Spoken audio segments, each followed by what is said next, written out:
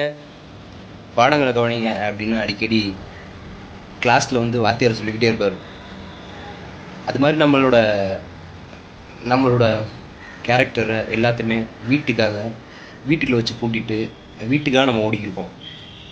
அதுக்காக நான் வந்து பேரண்ட்ஸ் பேச்சை கேட்க வேணாம்னு சொல்லலை. பேரண்ட்ஸ் பேச்சை கேட்டிங்கன்னா உங்களோட செல்ஃப் என்றைக்குமே வீட்டில் தான் பூட்டியிருக்கும். உங்களோட வேலை, உங்கள் உள் மனசு என்ன சொல்லுதோ அதோட வேலை போனீங்கன்னா உங்கள் ஃபேமிலிக்கும் சக்ஸஸ் ஆகும், நீங்களும் சக்ஸஸை நோக்கி போவீங்க.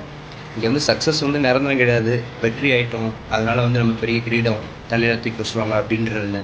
உங்கள் மனசுக்கு, உங்கள் உள் மனசுக்கு என்ன பிடிக்குதோ அந்த வழியில் போங்க.